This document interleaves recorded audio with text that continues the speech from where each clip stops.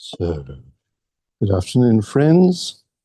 Everybody here in New York in the Lucis Trust office looking over the UN, and greetings to everybody who's joining us online for this full moon festival in the sign of Aquarius. Remember that the full moon, the actual time of the full moon tonight, we're just in the build up to that final time of the full moon. It'll be 10 minutes past 5 in Eastern time. Which is just over an hour from today. So what we will do, both online and here in the room, is we'll close the meeting when it finishes and then hold the silence through to the time of the full moon, for those of us who can stay here behind in silence together. Perhaps at 5 o'clock, just Sharon sounding the 5 o'clock mantra. So it's surely clear to all people of goodwill that we live in transition times. Canadian Prime Minister Mark Carney recently stated, the order established in the post-war world has been ruptured, and a new order with practical ethics expressed in laws and principles governing human affairs has yet to emerge. It's a difficult time for all of us. It's for all human beings, really. It's a very difficult time to live through.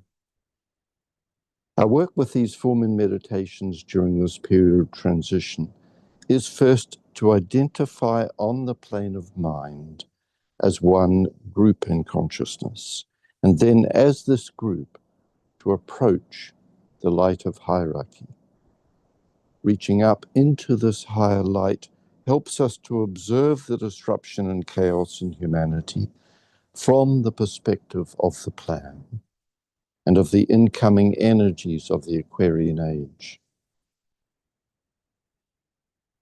So let's begin by acknowledging the presence of all that's good and uplifting in human thinking and human activity at this time. Amid so much fear and uncertainty in the world, there is a sense that this fundamental goodness is strengthening and becoming more solid, more anchored, and more heartfelt. And our task in these full moon meditations is to see this light within the human mind, merging with the higher light of the great ones on the inner side of life, so that together, as we approach the moment of the Aquarius full moon, we can imaginatively and intuitively sense the lighted, loving, purposeful impulses of divinity radiating out from Shambhala through hierarchy and reaching into the consciousness of the human. With this in mind, let's pause for a moment of alert stillness and then use together the noontime recollection. We'll change it to using a we focus, and touch our hearts anew.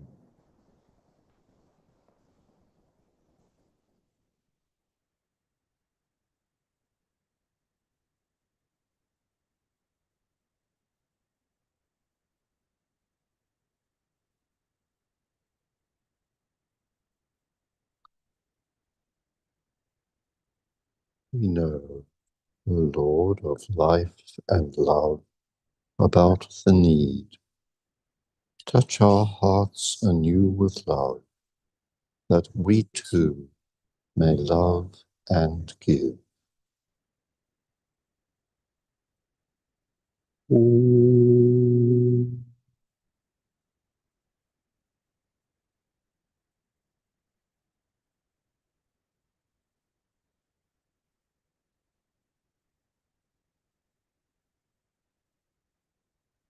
One of the things that we're trying to do in this full moon work is to exercise the eye of group vision, looking out on the consciousness of humanity from the perspective of evolution, transformation, and growth.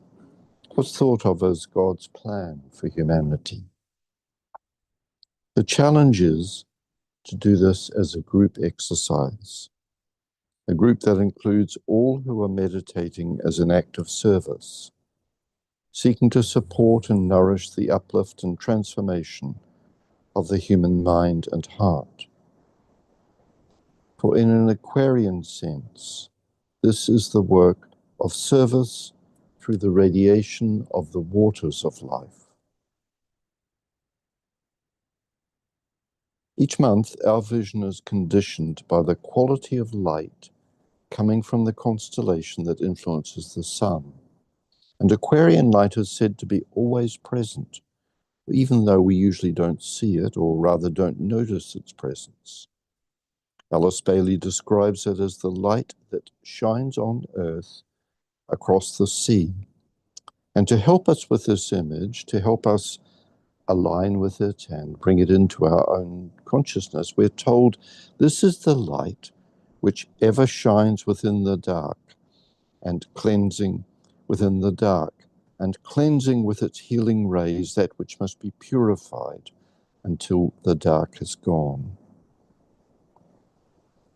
A light that's always shining in the dark, purifying and healing ancient habits of separativeness that live within us all, even though we don't see it and may not be aware of it. It's always there. And until we see it, we cannot really work with it. Purifying, cleansing, healing principles and processes are driving all true human development, even, or we might say especially, during difficult times such as these. Our task is to recognize them, to see them working, to see them as concrete energies, working within ourselves and in our communities, so that we can unveil them and reveal their presence within all the practical realities of human affairs. The gift of Aquarius is these cleansing, purifying, restorative energies that are today flowing through visionary thinkers and planners in every field of activity, and that are also flowing through more humble people of goodwill in every land. The keynote for meditation in Aquarius is "Water of life am I, poured forth for thirsty men." And yet this is not a water sign, for Aquarius is an air sign, and its influence is intangible, pervasive, reaching into every aspect of our being and every area of life. As an air sign, Aquarius conditions the ecology of thought, the whole climate in which we think, and it's to be found in the big ideas that flow through all the disciplines and all the fields of activity, just as it is to be found in the deepening spirit of love, authenticity, and embodiment that's flowing through relationships. Perhaps today we might say that the big Aquarian ideas circling through the collective mind reflect both the evolutionary potencies of the sign as well as the involutionary potencies.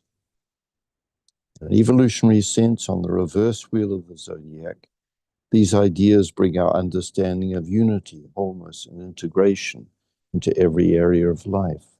They bring these ideas into true livingness, away from just abstract ideas to an experience of reality.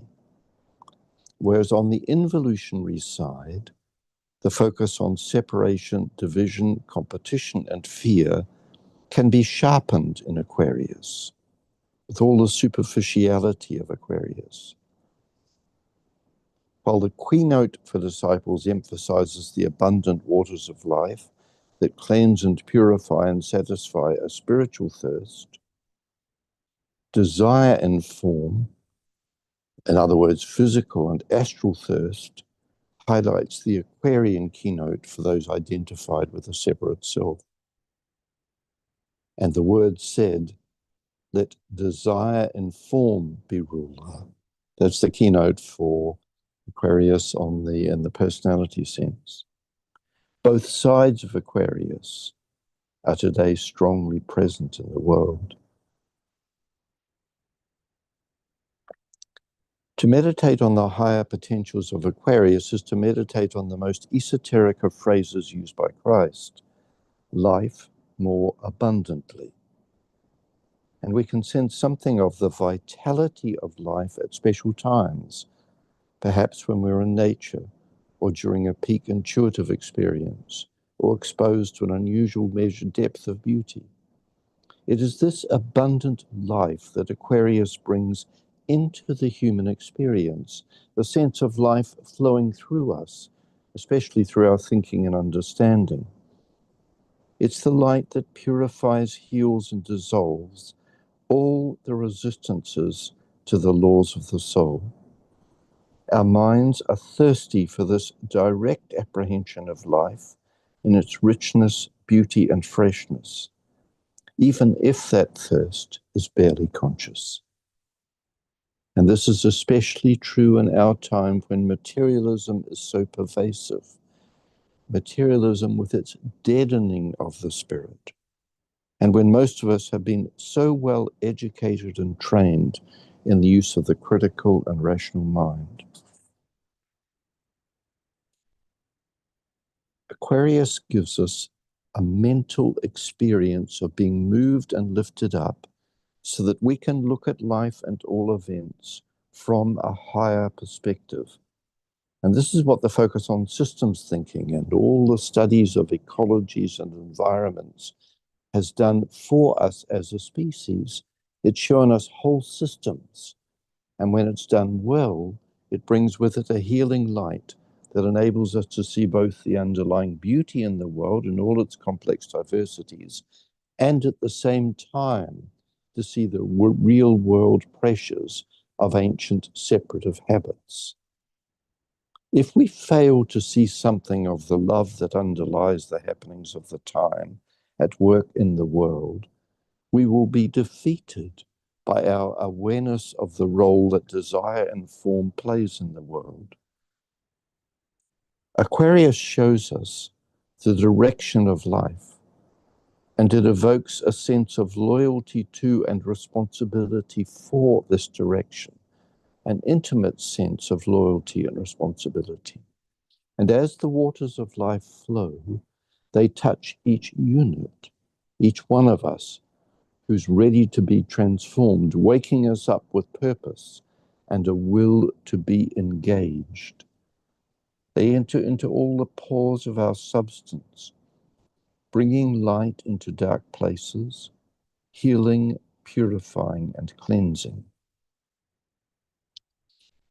Following on from last year's hierarchical conclave, and during the coming months leading us into the festival week of the new group of world servers that will happen in December this year, we can imagine these waters of life flowing more abundantly through the fields of human thinking, year by year, decade by decade, and in a particular concentration during a year like this, following the conclave and moving into a festival week. With each great wave of life, there is a fresh flow of inspiration. And with inspiration comes the taste of joy. Joy in being alive, joy in being in incarnation, and above all, joy in the sense of being in the flow of eager anticipation of a sensed future, knowing that through one's own life and the life of those close to you and all around you, the future is taking shape. And that which has been feared within, the hidden sense of the sacred, is gradually, slowly beginning to be incorporated into the awakening whole, seen for what it is without emotional attachment, and welcomed as a part of the transforming process. In Alice Bailey's writings, the best-known theme for the sign of Aquarius is service. The Aquarian is naturally drawn to service, and the question is, service to what or to whom? At the simplest level, Our lives can be about service to the growth and development of the personality, or they can be about service to the common good, to the community, to humanity and the earth. Remember, we're not thinking here so much about our beliefs or intentions, or about the face we put before the world. There's service and there's lip service. Where does the life that flows through us find its expression? Does it tend to flow through channels that feed separation, materialism, and fear? Does it strengthen dogmas and doctrines that simply divide? Or does it flow through channels that feed goodwill in others, that free others to approach the sacred within them, and ultimately that lift the quality and depth of relationships? Aquarian service at its most mature is a natural expression of a loving heart and an intelligent mind. A natural expression. In other words, life flows out to meet need without any sense of diminishment of the server, indeed without any sense of the server at all.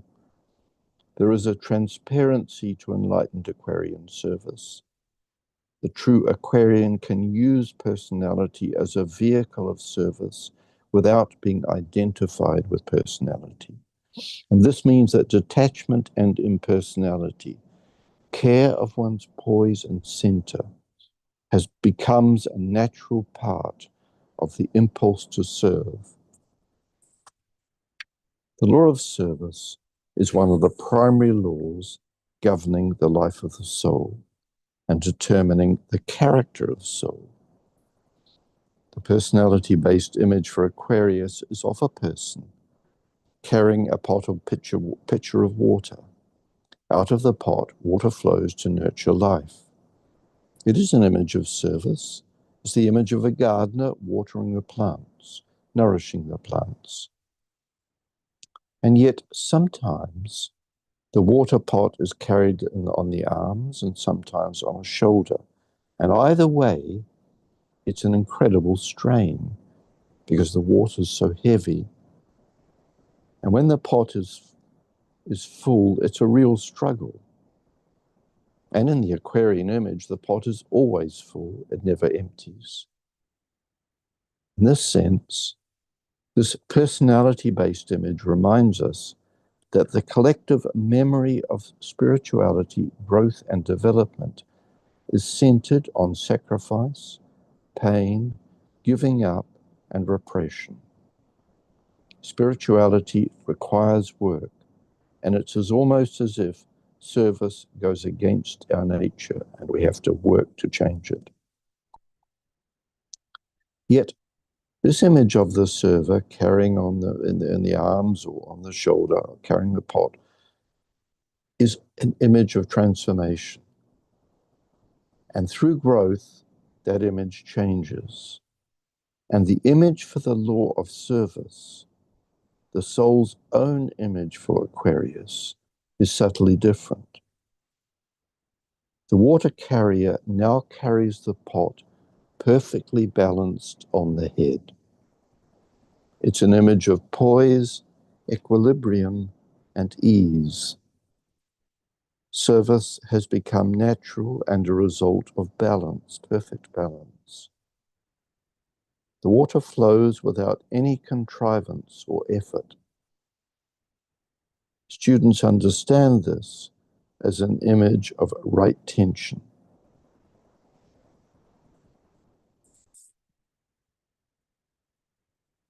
Looking out into the mental field of humanity at this time, we can, I think, see that both these dynamics of service are full of life and vitality.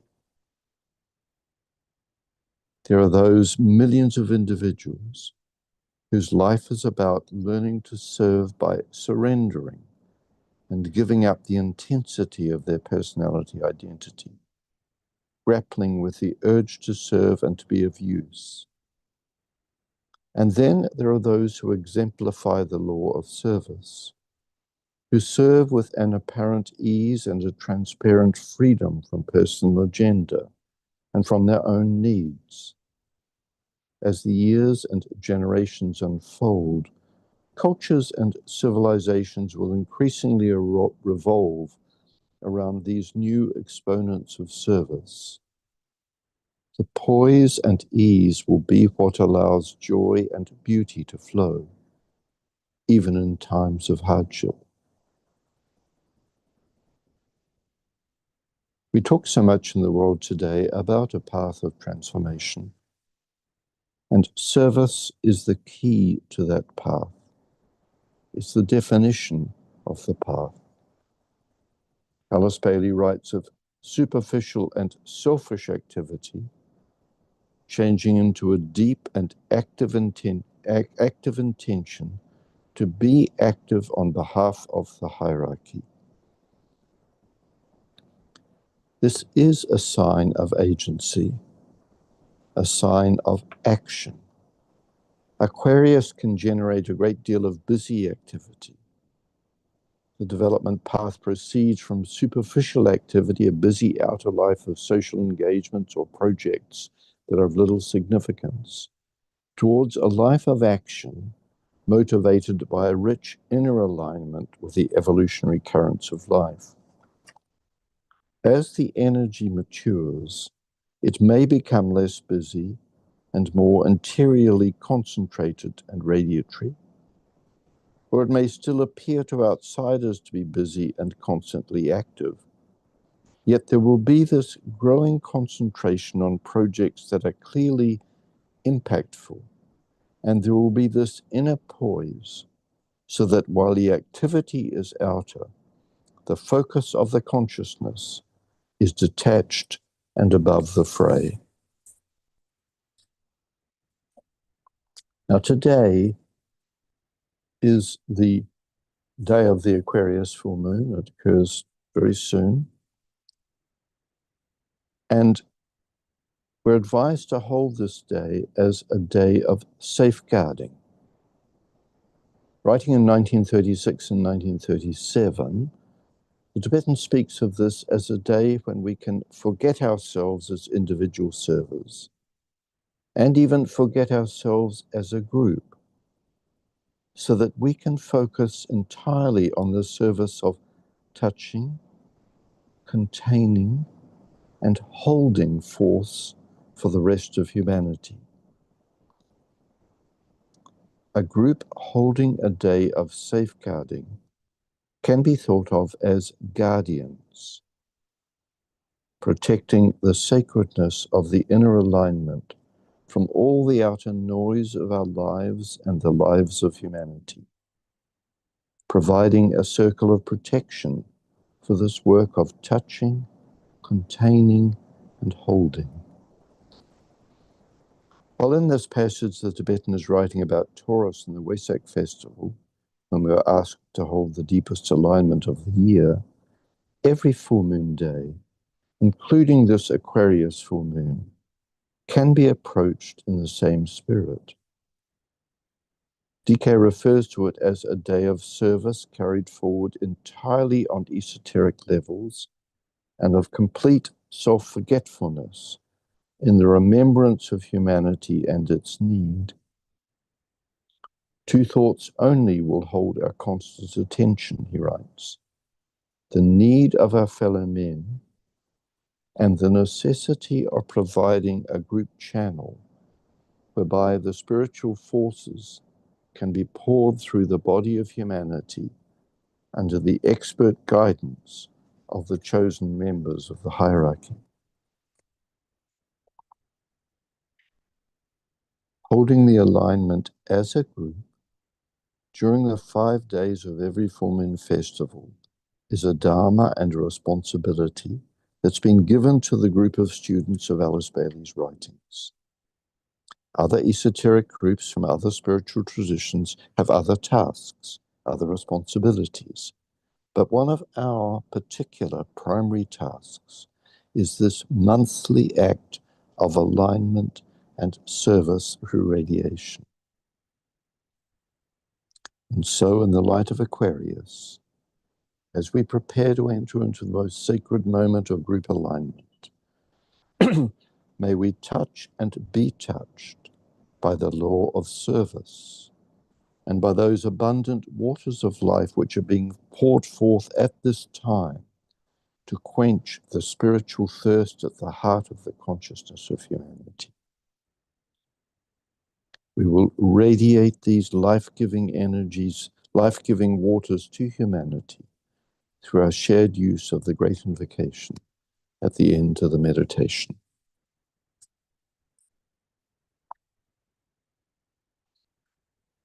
And so we will work together with the Woman approach to the hierarchy.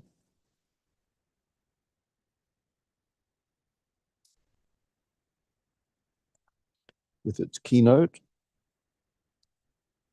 he who faces the light and stands within its radiance is blinded to the issues of the world of need. He passes on the lighted way to the great center of absorption.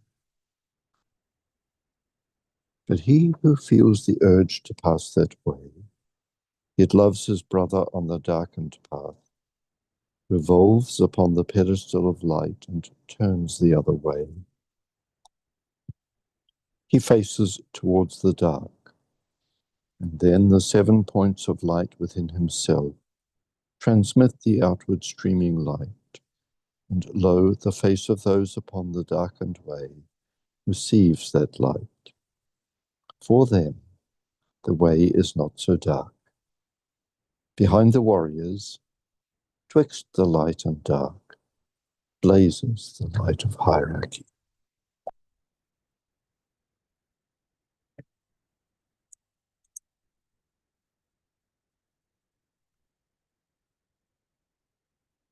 Group fusion.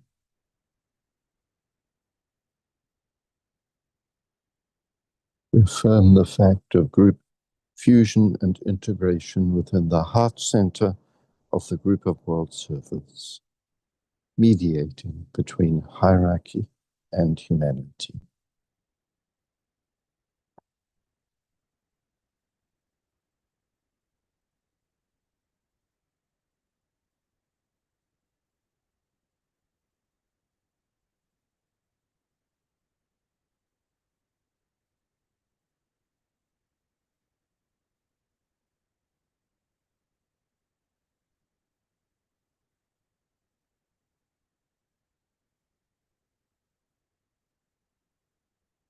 I am one with my group brothers, and all that I have is theirs.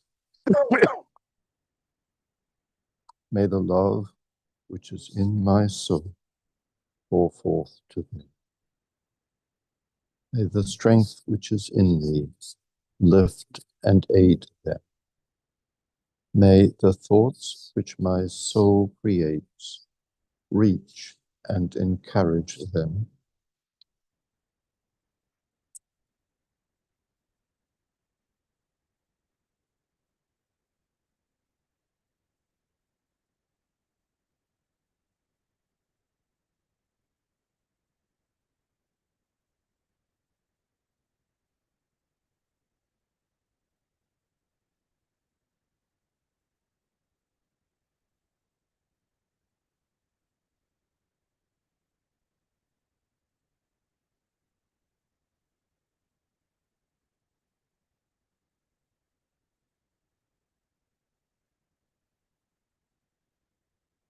Alignment.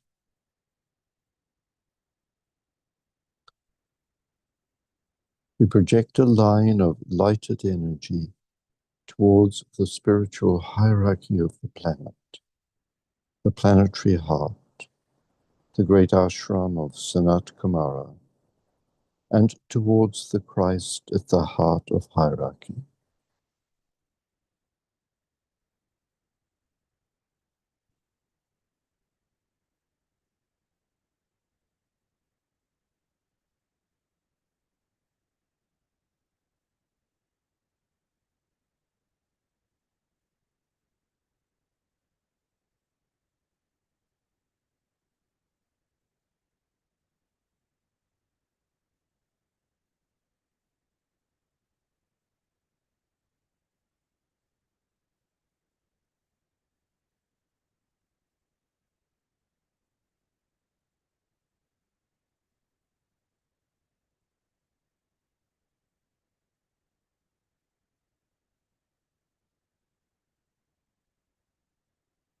Extend the line of light toward Shambhala, the center where the will of God is known.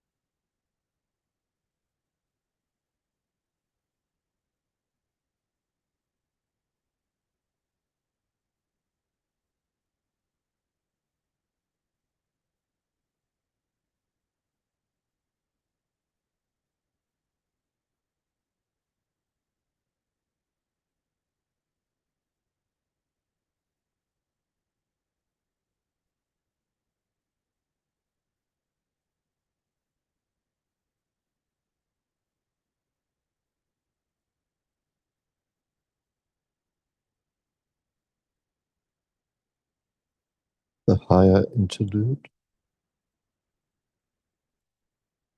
Hold the contemplative mind open to the extraplanetary energies streaming into Shambhala and radiated through hierarchy. Using the creative imagination, endeavor to see the three planetary centers, Shambhala, hierarchy, humanity, gradually coming into alignment and interplay.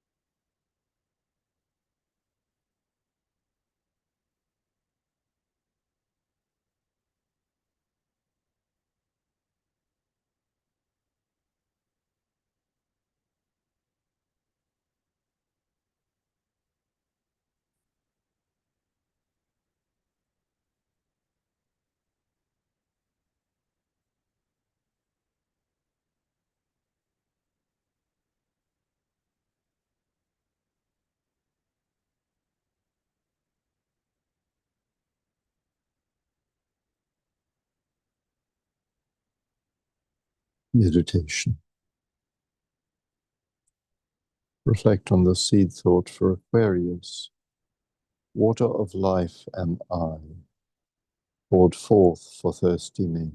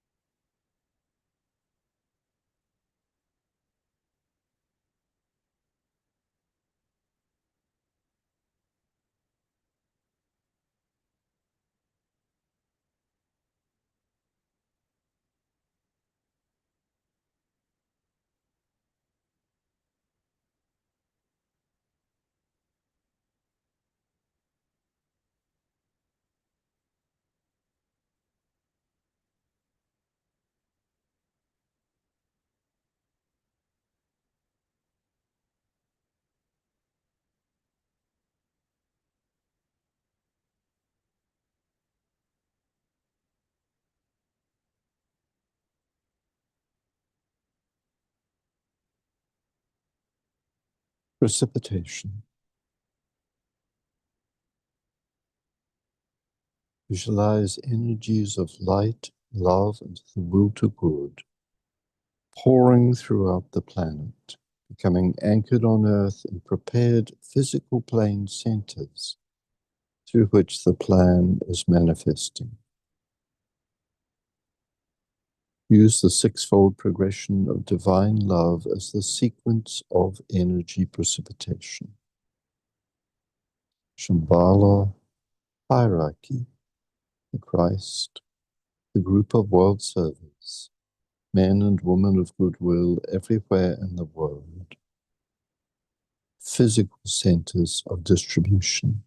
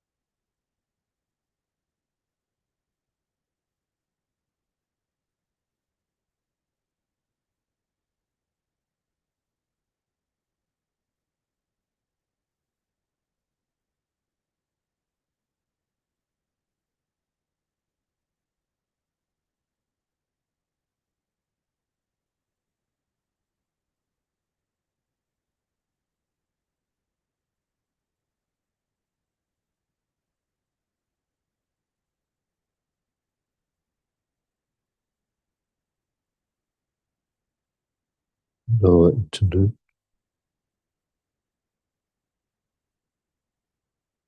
Refocus the consciousness as a group within the periphery of the great ashram.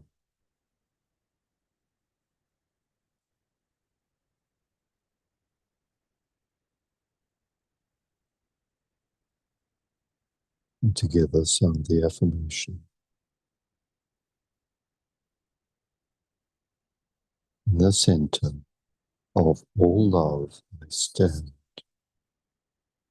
From that center, I, the soul, will outward move.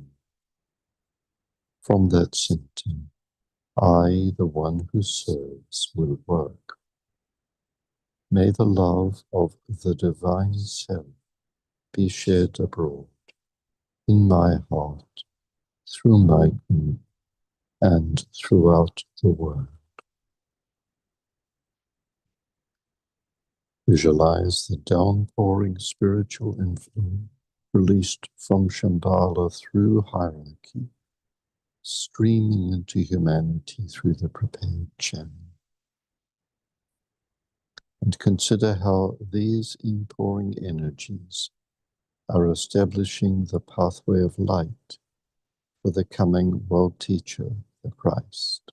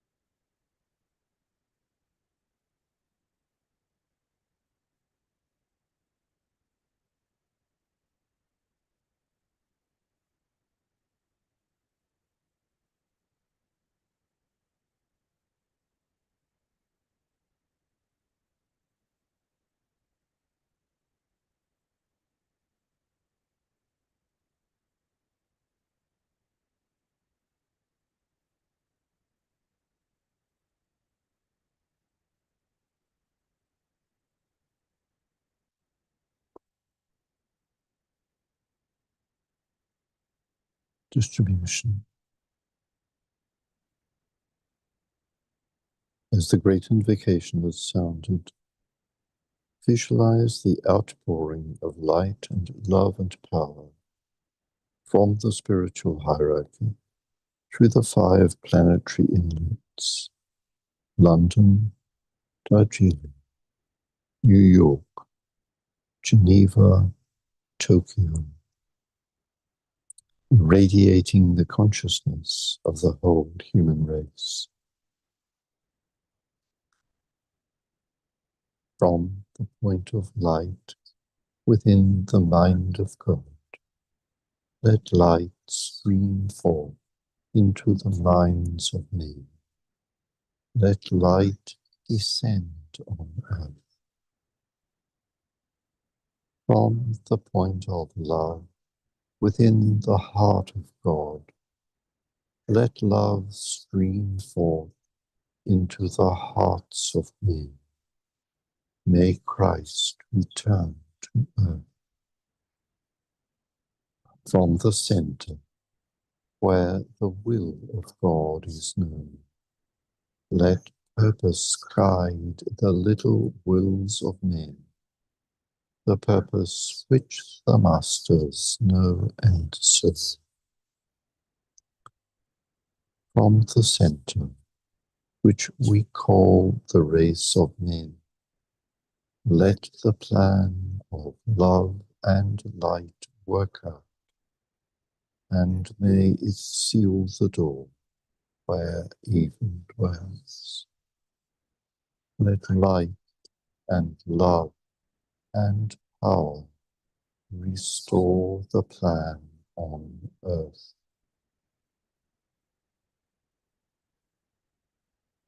Ooh.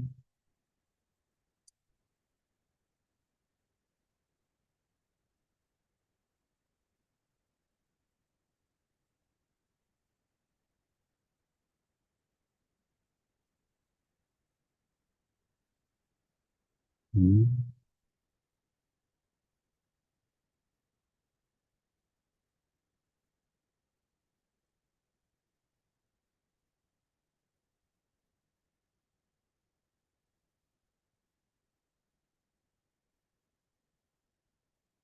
Ooh.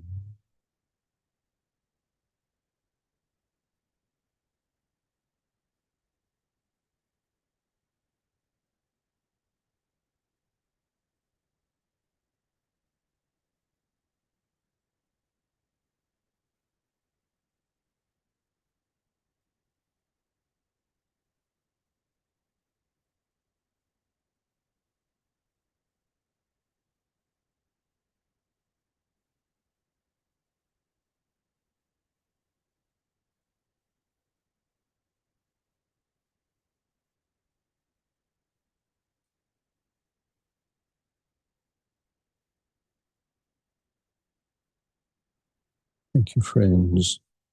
The next new moon meditation on Monday, February the 16th, 6 p.m. The Aquarius full moon in 20 minutes time, 5 minutes, 10 minutes past 5. So thank you, friends, and may we hold that alignment. Good evening.